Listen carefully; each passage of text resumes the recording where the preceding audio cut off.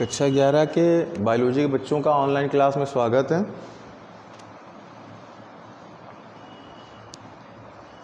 इसमें आपका दूसरा चैप्टर चल रहा था बायोलॉजी का, जीव जगत का वर्गीकरण। तो जहाँ तक आपका करा दिया आधुनिक 5 जगत वर्गीकरण चल रहा था, जिसमें 4 नंबर तक हो गया था जगत प्लांटी तक। उसी के आगे से करना है। 5वां पॉइंट है जगत, चूँकि 5 जगत वर्गीकरण को 5 जगतों में बांटा गया है। 4 जगत हो चुके थे और ये 5वां जगत है एनिमेलिया।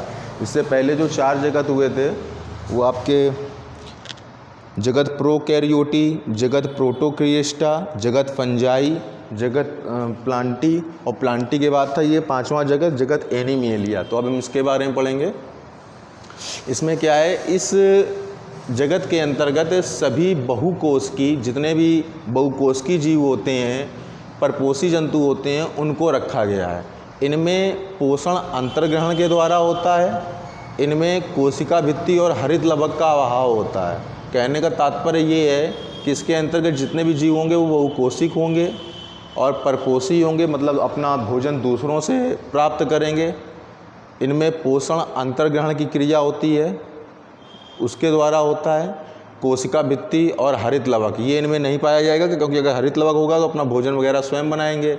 तो इनमें ये सब चीज़ों का अभाव होता है, ना कोशिका भित्ति होती है और ना हरित लवक होता है।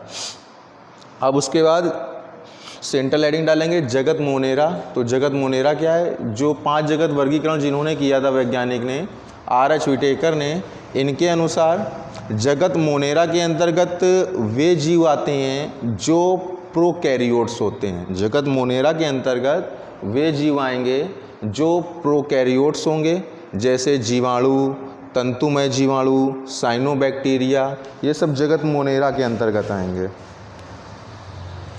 उसके बाद अब जगत मोनेरा के लक्षण। तो जगत मोनेरा के क्या लक्षण होते हैं? जगत मोनेरा के निम्नलिखित लक्षण होते हैं। जैसे इनके अंतर्गत आने वाले जो जीवाणु होंगे ये बहुत सूक्ष्म आकार के होते हैं, समान आँखों से नहीं दिखाई देते, तो बहुत सूक्ष्म जीव होंगे। इनका आकार 1 से 5 म्यू तक लंबा होता है। यानी ये जो जीवाणु हैं सिर्फ 1 से 5 म्यू तक ही होंगे, बहुत छोटे सूक्ष्म होते हैं, आँखों से नहीं दिखाई पड़ते, सूक्ष्मदर्शी से दिखाई देंगे। तो 1 से 5 म्यू तक होंगे।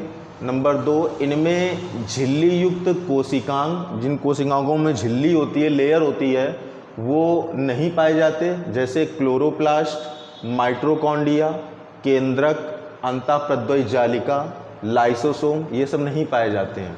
अगला पॉइंट, इनमें द्विकुंडलित गोलाकार नग्न डीएनए होता है। जो डीएनए होता है ये डबल लेयर का होता है, द्विकुंडलित यानी डबल हेलिक्स मॉडल का वो होता है, और गोलाकार होता है, इसके ऊपर कोई आवरण नहीं होता। नेक्स्ट पॉइंट है, इनमें सत्य केंद्रक यानी ट्रू न्यूक्लियस का अभाव होता है। 5वां पॉइंट, हिस्टोन प्रोटीन और गुणसूत्र ये इनमें नहीं पाए जाते हैं। जो जगत मोनेरा के जीव होते हैं इनमें हिस्टोन प्रोटीन और गुणसूत्र नहीं पाए जाते हैं। नेक्स्ट पॉइंट है, इनमें रिक्तिकाएँ यानी वैक्यूल ये भी नहीं पाई जाती हैं, जिनके द्वारा ये भोजन वगैरह अंतर्ग्रहण करें। तो ये सब कंडीशन नहीं होती है। इसके आगे का आपका नेक्स्ट टाइम में शुरू होगा। कोई चीज़ नहीं आ रही है तो फिर से पूछ लेंगे आकर। 19 तारीख से ऑर्डर आ गया है स्कूल खुलने का, टाइमिंग पता कर लें।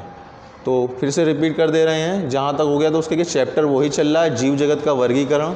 हेडिंग है जगत एनिमेलिया। इसके अंतर्गत सभी बहुकोशिक परपोषी जंतु रखे जाते हैं। इनमें पोषण अंतर्ग्रहण के द्वारा होता है। कोशिका भित्ति और हरित लवक ये नहीं पाई जाती है। उसके बाद हेडिंग है जगत मोनेरा। तो जो वैज्ञानिक थे R.H. विटेकर ने, इन्होंने जगत मोनेरा के अंतर्गत वे जीव रखे थे जो प्रोकैरियोट्स होते हैं। प्रोकैरियोट्स कौन कौन से जीव होते हैं? जो जीवाणु हो गया, साइनोबैक्टीरिया हो गया, तंतुमय जीवाणु हो गया, ये सब प्रोकैरियोट्स के अंतर्गत आ गए। इनके लक्षण तो निम्नलिखित लक्षण होते हैं। आकार 1 से बहुत छोटा सूक्ष्म होता है, सूक्ष्मदर्शी दिखाई पड़ेगा, 1 से 5 म्यू होता है। झिल्ली युक्त कोशिकांग जैसे क्लोरोप्लास्ट, माइटोकॉन्ड्रिया, केंद्रक, अंतःप्रद्वय जालिका ये सब नहीं पाया जाता है। उसके बाद द्विकुंडली जो डीएनए होता है ये गोलाकार नग्न डीएनए होता है। अगला पॉइंट, सत्य केंद्रक का अभाव होता है। इनमें हिस्टोन प्रोटीन और गुणसूत्र नहीं पाए जाते हैं।